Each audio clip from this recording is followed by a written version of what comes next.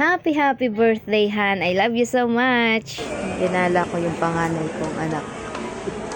Tuwan-tuwa, oh. Kumikinang yung mata, oh.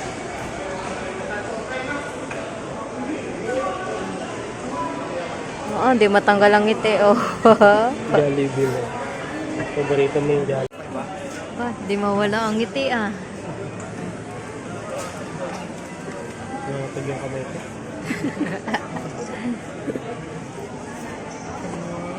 Matagal niya na nga gusto na makabili ng ganyan, kaya pinag-ipunan din talaga, at ngayon makukuha na niya. So grabe din naman talaga yung saya niya na nabili niya na ito. Birthday gift nga niya to sa sarili niya, and tumulong lang tayo para madagdagan yung kanyang ipon. And priceless naman talaga yung ganyang makita mong masaya siya. Wala naman siyang ibang bisyo kundi ang maglaro, kaya hayaan at suportahan na lang natin kaysa naman magbisyo ng iba, diba? Kuripot naman talaga tong asawa ko na to, pero talagang pinag-ipunan niya dahil gusto niya nga talaga yung mga gantong laro. At masaya nga rin ako dahil nga nakuha niya yung gusto niya ngayong birthday niya. Saya mo, boy?